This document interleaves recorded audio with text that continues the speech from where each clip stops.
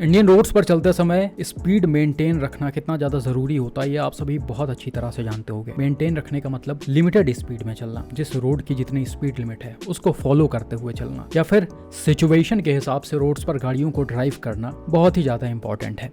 मुझे पता है बहुत सारे लोगों का मन होता है भाई गाड़ी को थोड़ा सा तेज रफ्तार में भगाया जाए, मजा आएगा, जो कि आता भी है। लेकिन आपका ये समझना बहुत जरूरी है कि आपके इस थोड़े से मजे के चक्कर में, कुछ सेकंड्स के मजे के चक्कर में, न सिर्फ आपके जान को खतरा हो सकता है बल्कि आपके वजह से रोड्स पर चलने वाले किसी इनोसेंट की भी जान जा सकती है, जो कि रेगुलरली आप देखते ही आ रहे होगे। साथ ही साथ रोड्स पर आपने देखा होगा दूसरे भी काफी ज्यादा उल्टी सीधी हरकतें करते हैं, तो आपकी गाड़ी की स्पीड अगर लिमिटेड रहेगी, पूरे कंट्रोल में रहेगी, तो आप उसको भी अवॉइड कर सकते हो।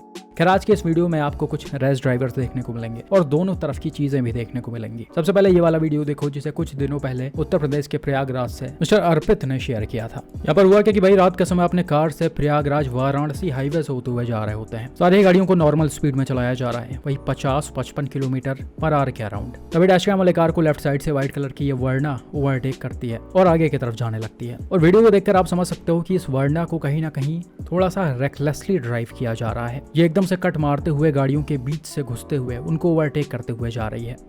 अब जैसा कि ये नेशनल हाईवे है तो उसकी स्पीड लिमिट 80 to 100 के अराउंड होती है, जिसमें हमेशा राइट साइड वाला लेन खाली रखा जाता है ओवरटेकिंग करने के लिए, बाकी गाड़ियों को लेफ्ट में चलना होता है। लेकिन जो वीडियो भी आप देख रहे हो वो सिटी के अंदर वाला पार्ट है, मतलब इस जगह की स्पीड लिमिट बहुत ज्यादा 40 से 50 किलोमीटर पर आवर से ऊपर नहीं होगी। और सिटी के अंदर वाले रोड्स पर आपने देखा होगा किसी भी लेन में कोई भी गाड़ियां चलती हैं तो आपको भी वहां पर नॉर्मल तरीके से और चीजों पर ध्यान दे के चलना पड़ता है, ना कि वरना ड्राइवर की तरह जो आंख बंद करके बस हाई स्पीड में अपने गाड़ी को दौड़ाए जा रहे हैं और उन्हें किसी के सेफ्टी से कोई मतलब नहीं।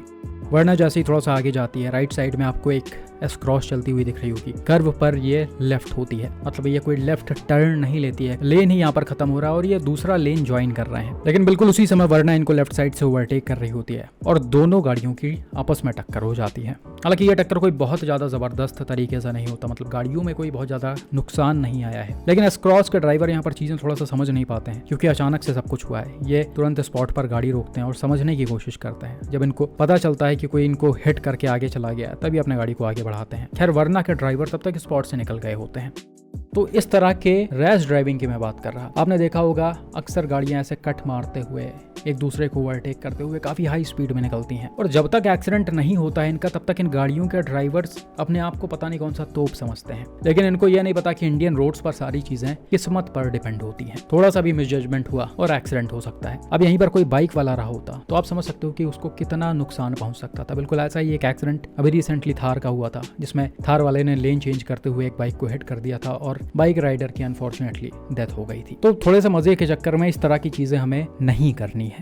बाकी भाई जब आप स्पीड लिमिट को फॉलो करते हुए नहीं चलोगे रोड्स के हिसाब से तो आप अनएक्सपेक्टेड सिचुएशंस को अवॉइड भी नहीं कर सकते हो, जो कि अपने इंडियन रोड्स पर बहुत ही आम है। अभी रिसेंटली मैंने ट्विटर पर टाटा हैरियर ईवी के एक्सीडेंट का एक वीडियो देखा था, जिसमें गाड़ी एक सिंगल रोड पर काफी ठीक ठाक स्पीड में ड्राइव की जा रही होती है। इस रोड को देखकर आपको क्लियरली समझ में आ रहा होगा कि ये रूरल एरिया वाला रोड है, शायद कोई स्टेट हाईवे है जिस पर एक तरफ से गाड़ियां जाती हैं और दूसरे तरफ से आती हैं, बीच में कोई डिवाइडर नहीं है और ये रोड्स बड़े ही पतले होते हैं जिस पर आप गाड़ियों को 60-65 किलोमीटर पर आवर से ऊपर चला ही नहीं सकते हो। लेकिन यहाँ पर हैरियर ईवी की स्पीड काफी ठीक ठाक है। खैर गाड़ी थोड़ी दूर आगे जाती है, सामने की तरफ रॉन्ग साइड से एक ट्रैक्टर ट्रॉली आ जाती है। हैरियर के ड्राइवर गाड़ी को पहले लेफ्ट में रखकर चला रहे होते हैं, लेकिन जैसे ही ये सामने ट्रैक्टर को देखते हैं थोड़ा सा कंफ्यूज हो जाते हैं और समझने की कोशिश करने लगते हैं कि ये जाएं कहाँ। ये अपने गाड़ी को राइट वाले लेन में आते हैं इससे बचने के लिए, लेकिन तब तक ट्रैक्टर का ड्राइवर भी थोड़ा सा लेफ्ट हो जाता है, मतलब हैरियर के तरफ आ जाता है। वो भी बचने की कोशिश कर रहा होता है, लेकिन फिर दोनों ड्राइवर्स कंफ्यूज हो जाते हैं और फिर स्टीयरिंग को ऑपोजिट लेन में घुमाकर एकदम से एक ही लेन में आ जाते हैं। अब यहाँ पर बचते बचाते दोनों गाड़ियों का काफी ज्यादा जबरदस्त और भयानक तरीके से एक्सीडेंट होता है। डायरेक्ट इम्पैक्ट से हैरियर पूरी तरह से अनकंट्रोल होती है और खेत में एक बार पूरी तरह से पलट जाती है। वहीं ट्रैक्टर भी आगे चलकर अनकंट्रोल होते हुए खेत में उतर जाता है। इसका फ्रंट काफी बुरी तरह से डैमेज हो जाता है और ट्रॉली भी पलट जाती है। वहीं हैरियर ईवी के राइट साइड को देखा जाए तो इसमें भी काफी मेजर डैमेजेस आए हैं। इसके दोनों डोर्स में नुकसान आ गया है, फ्रंट वाला हिस्सा डैमेज हो गया है। हालांकि टाइमली गाड़ी के सारे एयरबैग्स ओपन हो गए थे, इसलिए अंदर बैठे पैसेंजर्स सेफ थे, उनको ज्यादा चोटें नहीं आई हैं शायद। बाकी ट्रैक्टर के ड्राइवर को इसमें कितनी चोटें आई वो तो एग्जैक्टली नहीं पता।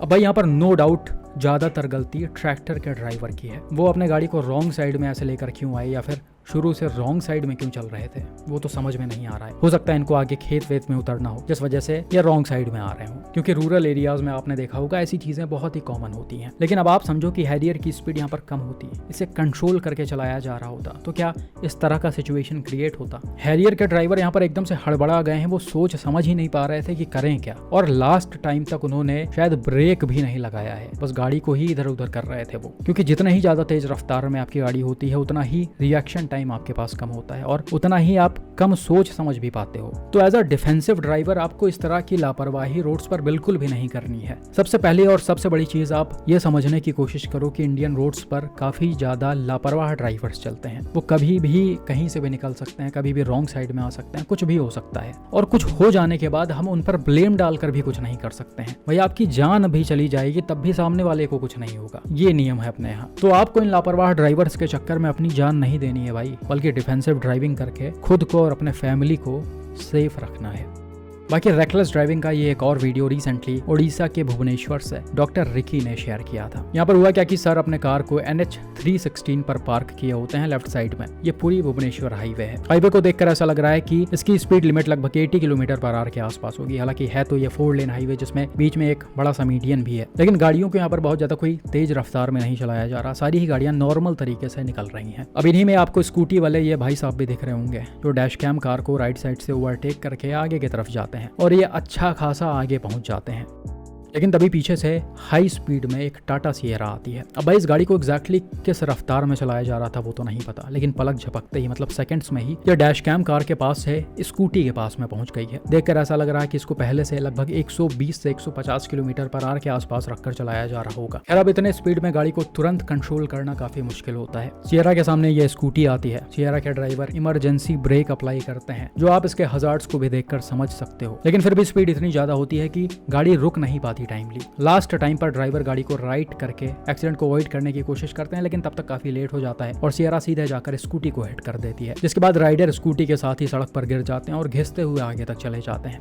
अब जैसा कि यहाँ पर गाड़ी की स्पीड ज्यादा थी तो टक्कर भी काफी जबरदस्त हुआ, जिससे स्कूटी राइडर को इंजरीज आ गई थी। हालांकि as per the dash cam car driver, Sierra का ड्राइवर वहां से भागा नहीं, बल्कि गाड़ी को लेफ्ट में लगाया है बाद में, और इन्होंने स्कूटी राइडर की पूरी तरह से हेल्प की है। हालांकि भाई यहाँ पर किस्मत अच्छी थी, स्कूटी राइडर हेलमेट पहन रखे थे और उनकी जान बच गई। लेकिन इस तरह की ड्राइविंग किसी की जान आराम से ले सकती है। वही है जैसा कि मैंने वीडियो के स्टार्टिंग में बताया, थोड़े से मजे के चक्कर में, कुछ सेकंड्स के मजे के चक्कर में लोग ये सब करते हैं और इस तरह का सिचुएशन क्रिएट हो जाता है। तो ऐसी ड्राइविंग आप बिल्कुल भी मत करो जिससे आप भी खतरे में पड़ो और आपकी वजह से दूसरे भी खतरे में पड़े। आप किस तरह से खतरे में पड़ सकते हो ऐसे स्पीड में? आप बचाने की कोशिश करोगे, गाड़ी मीडियन को क्रॉस करके ऑपोजिट साइड में जा सकती है, दूसरे गाड़ियों को हिट कर सकती है, गाड़ी पलट सकती है, तेज रफ्तार में कुछ भी हो सकता है। तो हमेशा रोड की स्पीड लिमिट को फॉलो करते हुए चलें।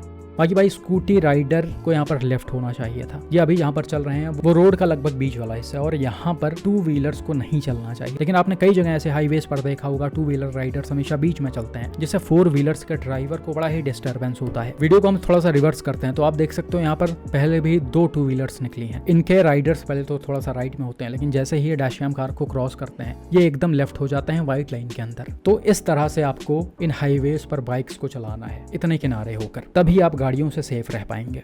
बाकी भाई यहाँ पर डैश कैम वाले कार को भी थोड़ा सा और लेफ्ट में खड़ा होना चाहिए। आप अपने गाड़ियों को हाईवेज पर हमेशा ही थोड़ा सा लेफ्ट में पार्क करो, मतलब जितना हो सके दबा कर लेफ्ट में पार्क करो, रोड से बिल्कुल हट कर, ताकि दूसरे गाड़ियों को निकलने में बिल्कुल भी दिक्कत ना हो। बाकी आपका ऐसे ड्राइवर्स पर और ऐसे एक्सीडेंट्स पर क्या मानना है कमेंट करके ज़रूर बताएं।